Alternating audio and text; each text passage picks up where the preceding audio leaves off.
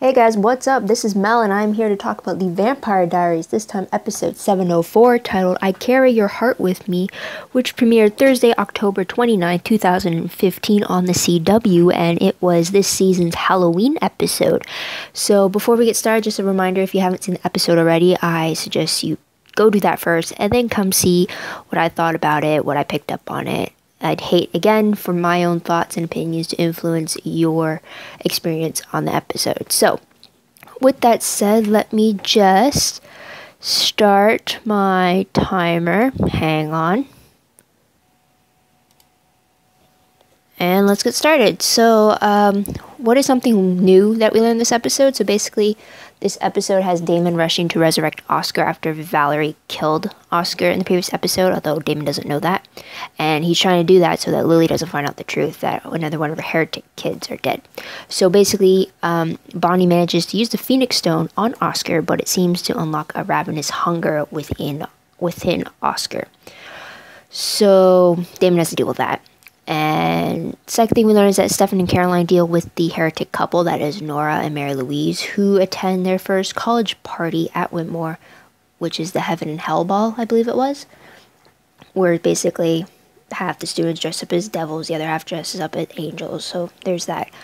Third thing is that Enzo discovers Julian, and in the end he finds that he wants to help Valerie keep Julian away from Mystic Falls, specifically Lily, because Enzo realizes that no one in the house says the name, meaning they don't want to talk about him. Lily perceives it as no one has anything bad to say about Julian, that's why they don't talk about him. Boy, is she in for a brutal awakening when the truth comes out about Julian, in regards to Valerie at least. Okay, next thing, I don't know what I was going to say there, sorry. Bonnie manages to get the Phoenix Stone to work on Jo, who has her eyes open on the very last scene of the episode. It's very similar to the season 3 finale, where the final moments were Elena being dead before her eyes opened at the last moment, signaling that she was in transition to become a vampire. And apparently, we did learn in this episode that Stefan has not seen Valerie since the heretics arrived to the present day, which means that Valerie's scene from the previous episode on the bench with Stefan was only for her benefit, since she was cloaking herself. That was one of my questions in my last video, so at least that was answered in this episode, which I'm grateful for. And just a side thing, but did it occur to anyone else that in this episode alone, the Mystic Falls gang managed to defeat 3 heretics? And if they didn't have to worry about the backlash, then they could have easily killed those 3 heretics afterwards. I find that the big explosion in the premiere didn't do the job. The team up for Damon and Bonnie worked for Malcolm. Then the team up with Damon, Bonnie, and Alaric worked for Oscar. And then in this episode alone, we get 3 different team ups to, I guess, incapacitate the heretics, although unfortunately not kill them. So there's that. I'll get back to it later, though. So what was the most shocking moment of the episode? Most definitely, like I always said, it's going to be the flash forwards, because there's always something new we're going to learn about the future that won't necessarily link back to the present day at this very moment. But today's episode had a flash forward 3 years with Alaric, who, yay, is alive in 3 years from now. And shocker, when they first show him, they show him soldering a piece of a motherboard, it looks like it, or a computer microchip. And at first I'm thinking, okay, he's trying to like create some device, like a bomb or something, or like some vampire weapon device. Turns out it's the inner microchip thing for a doll. And that doll belongs to his twin daughters, who seem to be maybe toddlers at this point. I can never tell what the age of children unless it's stated. So that was the first shocker with that flash forward. Second shocker is that Alaric gets a visit from Damon. And there seems to be some tension between the two of them, and it has me wondering what the hell happened in the last 3 years to get this tension between these 2 best buds. So there's that. Another shocking moment to the present day is that I can't say her name for Bonnie. Bonnie managed to get Jo resurrected, which seems to be a common theme this week, since on Arrow, Sarah was resurrected this or I guess last week, but her resurrection was brought up this week.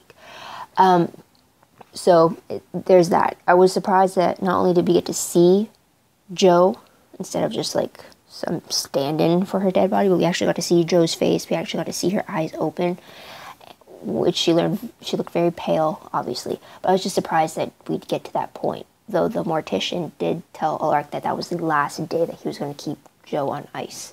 So there's that. Top 3 favorite moments. I actually have more than 3, so just bear with me.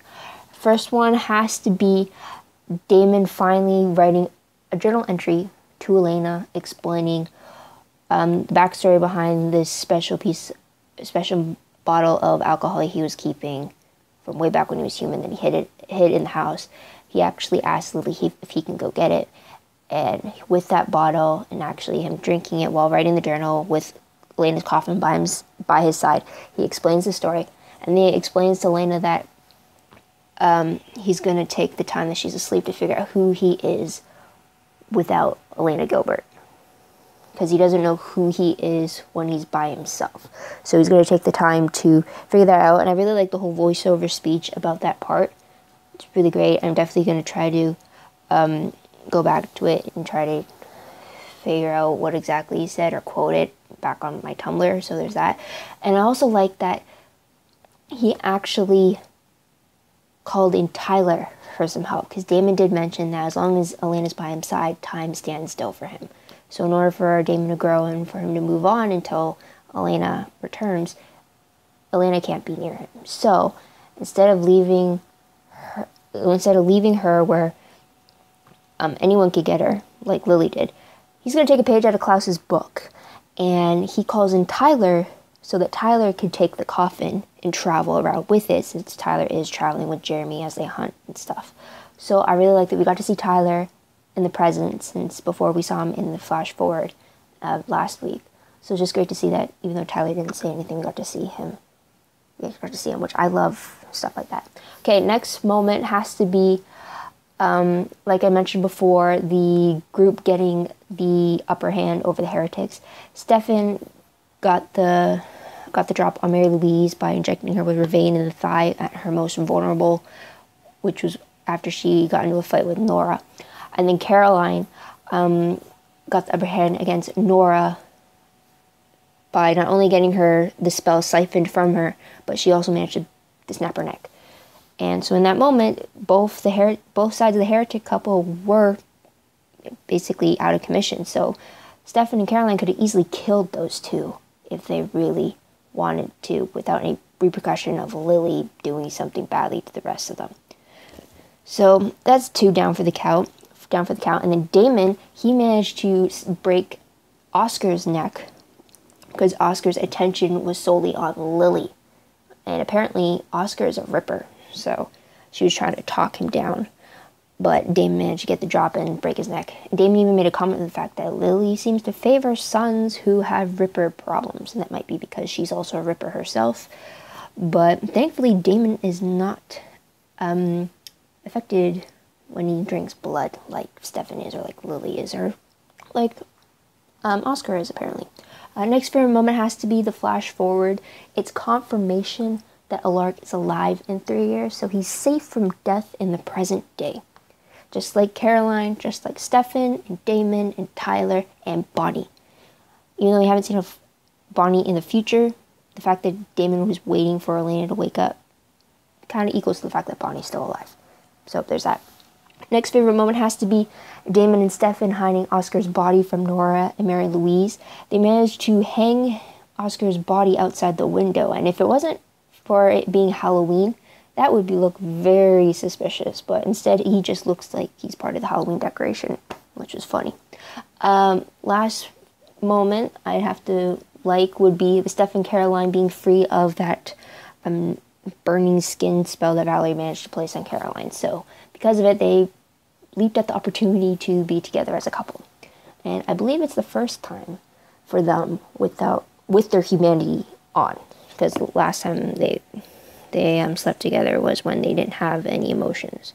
So I think today was the first time that they slept together with their emotions. So a whole new level to them. Quickly, top peeved moments of the episode. I only have two. First is Lily's devotion to Julian. And it's just knowing what Julian did to Valerie back in 1863. I just can't stomach the idea of Lily being so devoted to Julian. And that devotion really better change once she learns that Julian killed her unborn grandchild. If she still loves Julian after she finds out that Julian killed Stefan's baby, then there's clearly really something wrong with Lily. And that's all I'm going to say. Then again, when is there not something wrong with Lily? Because she managed to abandon her own biological sons. But I won't get into that again. Second peeved moment is that Damon, Stefan, and Caroline didn't kill their respective heretics when they had the chance. I mean, if they did, then they'd only have to deal with Valerie and Beau, basically. And then Lily, what's Lily going to do without her magic-wielding vampire children?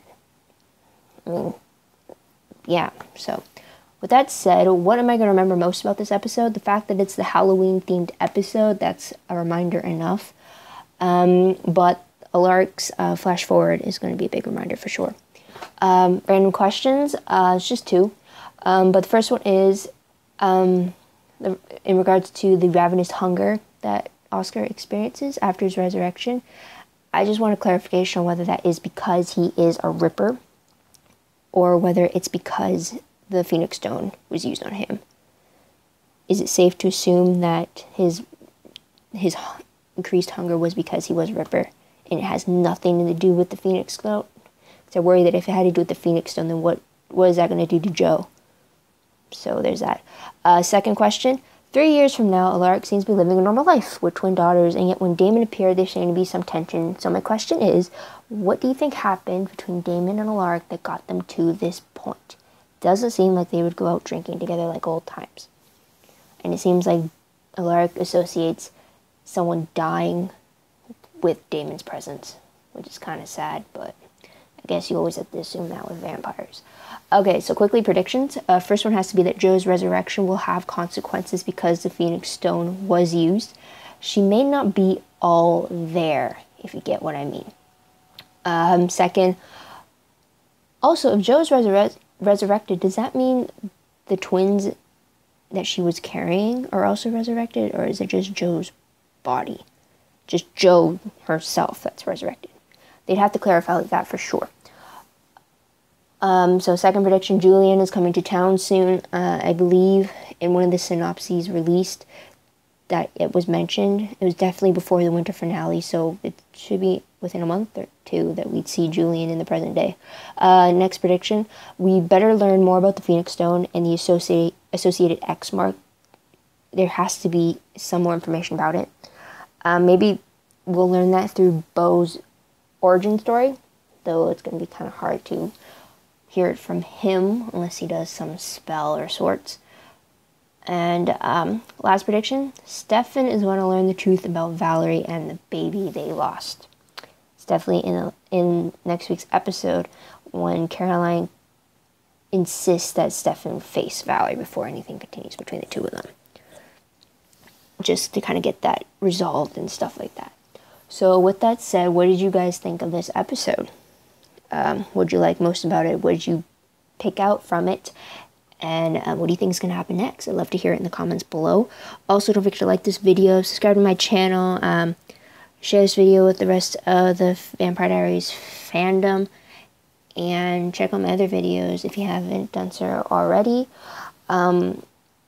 Also, thank you so much for watching. I truly appreciate it. It means the world that someone out there is listening to my thoughts about the episode and about the show in general, which is picking up an excitement for sure, especially with the flash forward stuff. Although I'm missing that we don't get a flash forward segment at the very end of the episode like we did in the first 2 episodes this season. Also, if you want to check out more of a recap on this episode, check out my live journal account. The link for that will be down below. It's basically a very detailed jot noted version that I write while I'm watching the episode, so you'll get the thoughts I have during the moment, any quotes that I pick up, Usually any GIFs that I find from Tumblr, I put them there to help kind of pinpoint where in the episode you're going to be, or if you're looking for a specific moment, you can find, oh, it's in this episode, or it's in this part of the episode. There's that. Also, if you want anything else Vampire Diaries related, news, promos, web sneak peeks, synopses, or just regular GIF sets, I usually reblog or relink all of that back to my Tumblr page, so links for those will be down below. Usually, I like having everything all found in one place, so if you like that too, then check out my Tumblr. And that's about it. So until next Thursday, have a great day, and for this upcoming weekend, have a safe and happy Halloween, everybody. This is Mel saying bye for now.